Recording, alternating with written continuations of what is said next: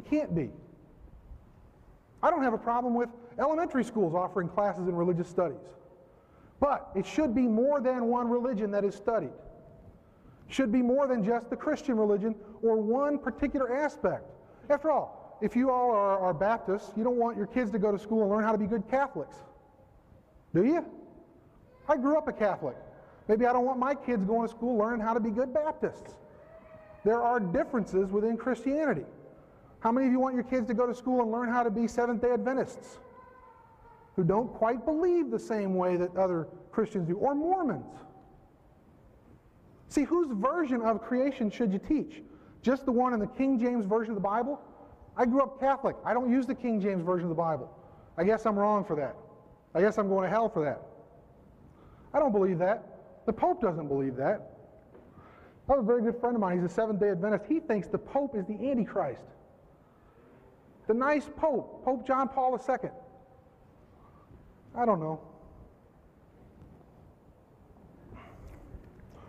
Well, let me give you let's see, how much time do I have left? About 6 minutes? Okay, plenty of time. We do observe microevolution. We can observe it. Just because macroevolution, we say, well, it takes longer time than we have to sit and observe it. We talk about empirical evidence. Oh, I want to talk about Mr. Hovind's, or Dr. Hovind's challenge too, by the way. Empirical evidence. Well, I'm sorry if it takes, 100,000 years for something to change. I'm not going to live that long. In fact, unfortunately, we haven't been writing about things that long in order for us to actually have these kinds of observations. Give us 100,000 years. Come back then and check in, and I'm sure we'll have some good evidence for you. Can't do anything about that, folks. We can look at microevolution, and we can decide that microevolution is simply a matter of accumulated change over time, and eventually it produces what we consider macroevolution. Let me show you something.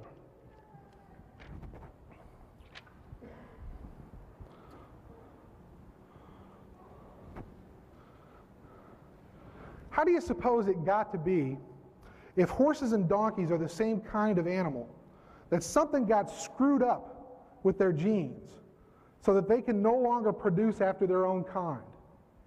How did that happen? Well, I think it's because the populations got isolated. Suppose there was a primitive horse kind. Let's not even talk about species. Okay? Microevolution says that there will be change over time. Macroevolution is just an accumulation of those changes such that you get something that can no longer reproduce with what it once was. It's that simple. Here's a little diagram. Two demes of a single species, two populations of a single species, if you will, separated by some kind of barrier, a water barrier. If you have organisms that can't cross a river and a river flows between them, it effectively isolates the two groups of populations. Put the horses on one side, the donkeys on the other if you want to. Over time, microevolution happens to both of them. If we're willing to grant that microevolution can change somebody's teeth, why not somebody else's reproductive system? See, we can say that, well, it works on teeth, but it doesn't work on anything else. It works on everything, folks. Microevolution works on everything. Eventually, you've got enough change to where maybe their genes don't quite match up. The problem with humans and chimpanzees is that chimps have 48 chromosomes and humans have 46. If you did try to get a human and a chimpanzee to mate, God forbid, right? You couldn't produce anything because they have incompatible chromosomes. When the sperm and the egg get together, there's a chromosome left over, and it happens to be a big one. It's an insurmountable challenge. It won't happen. Can't even do it in the laboratory. Not that we should try. Hopefully nobody's trying that. Okay? Two separate populations, separate for long enough, different microevolutionary changes.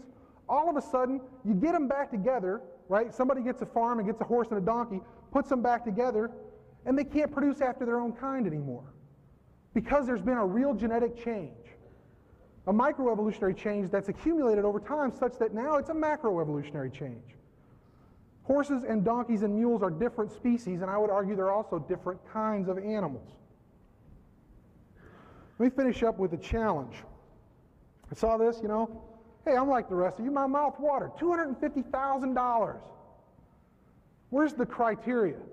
Where does it say what kind of evidence I will accept? Well, one man tried to accept the challenge. I'll ask Mr. Hovind if he's familiar with Kevin Henke and Dr. Berend Vlaardingerbroek, who's from a Scandinavian country. Pardon me for butchering his name. One of them said that the only evidence he was told would be accepted was for him to actually create a new universe. Well, that would prove both theories, wouldn't it? Because Kevin would be the creator. He created a whole new universe. I can't do that. Nobody could do that. What other kinds of evidence? So I'll ask Mr. Hovind to present, what criteria he would accept for real scientific evidence, real empirical evidence of evolution.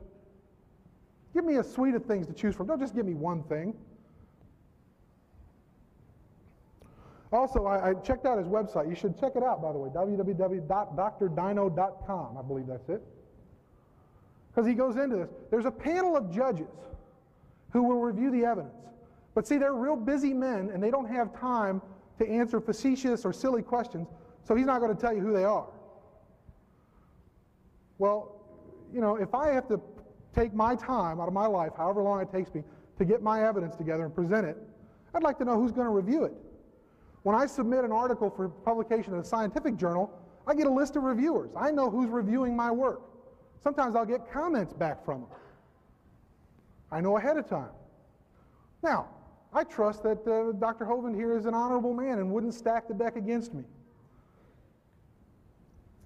I'd like to know who the 6 people are, or however many judges there are, who they are and what their backgrounds are, whether or not they're creationists, whether or not they're evolutionists, those kinds of things.